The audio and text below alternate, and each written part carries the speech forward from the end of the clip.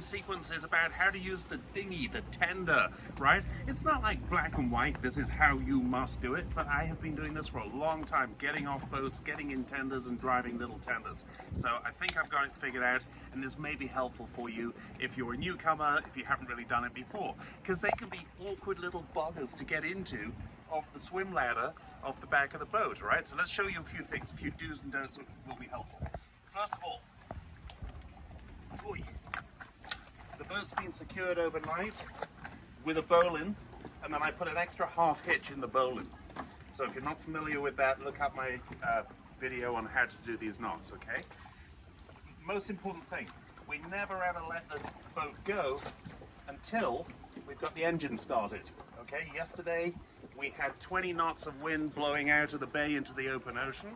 If you can't get your engine started, your next stop is southern Italy. So make sure we always hold on until we have the engine started. Here's my recommendation on how to get in. Pull it in tight, go backwards on the step, keep holding the painter, the rope tight. Look, I'm going to hook it with my foot, hook it and pull it in, lower myself in. Obviously the dinghy sinks under my weight, so you've got to be ready for that. And then still holding on to the painter, bring this foot in, and I've got my balance. Still holding on, but I'm ready to let go when I've got the engine started, okay? So let's get the engine started. First of all, of course, there's a dead man switch. So we need that in. I know that I should have this clipped around my wrist for safety, okay? If it was any kind of performance tender, I would make sure I do. This one is from the charter company. To be honest, it's a bit tangled up down here.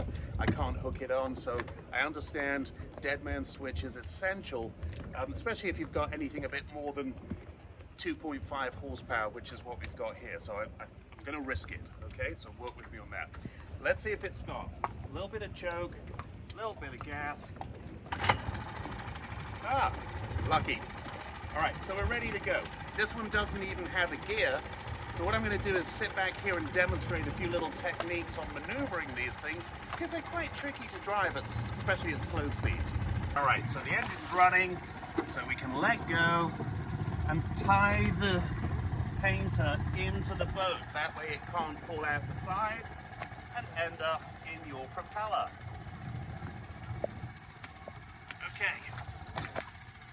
Dinghy driving techniques. This one doesn't even have a gear shifter, so all I have to do is hit the throttle. Watch.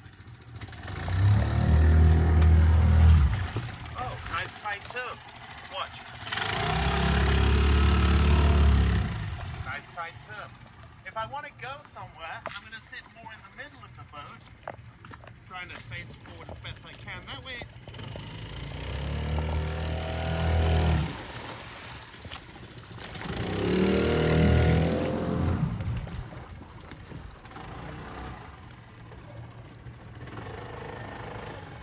by sitting in the middle of the boat, it just gives me a little bit more speed instead of having all my body weight down the back with the boat dragging its stern through the water. Notice how the boat trims forward.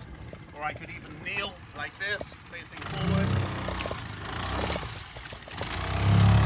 That's another nice way to do it.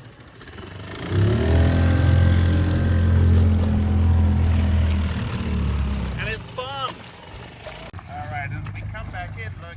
A little blip of the throttle right here turns me sideways on. I can reach in. I've got the painter untied in my hand. Get it securely set up. Kill the engine. Here's how we're going to get out. Look, I could tie it on. In fact, let's do that. Let's just tie it on. We'll demonstrate another knot for you. We'll do a round turn and 2 half hitches on this one. There's the round turn. There's 1 half hitch. There's the other half hitch. Okay, so dinghy is secured. I'm happy with the knot. Now, getting out. Both hands. And just a step up onto the ladder. And we're up. That was fun. Love driving dinghies.